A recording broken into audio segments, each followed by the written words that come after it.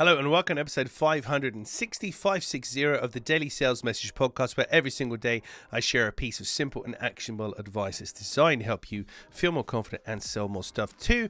If you're new around here, my name is James Newell and I teach people how to sell for a living.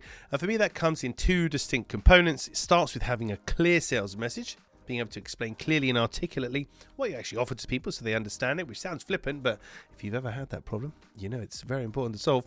And secondly, you need selling confidence, the ability to be relaxed and comfortable and confident in a selling situation. When you have clarity of message and confidence of delivery, that's when you reach conversion. Anyway, sermon over. In today's episode, we're talking about big brand problem. I call it the big brand problem.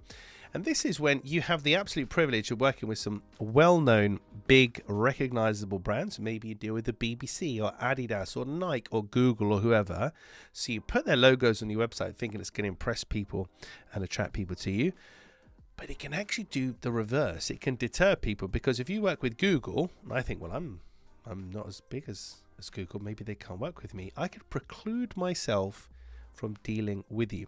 So it's a polite reminder that whilst it's great to use those logos in your communications, mix them in with so-called unknown logos of other people you deal with, and make it very clear the size of business, the type of problem, the size of person, the monetary part, the scope of your offering, where you sit, so I don't preclude myself from dealing with you. Because if you've got really impressive, cool, amazing logos on your website, I might think that I'm small fry and you can't help me, even though I'm probably your next best ideal customer. So don't suffer with the big brand problem. Of course, talk about the cool stuff you're doing, but don't forget to be very clear on who you can work with, from the smallest to the biggest.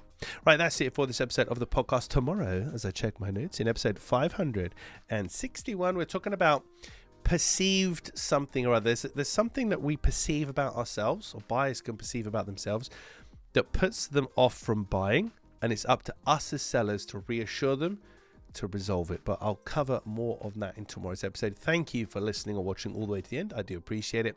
I'll catch you tomorrow for another fast talking edition, or not so fast talking edition today, of the Daily Sales Message.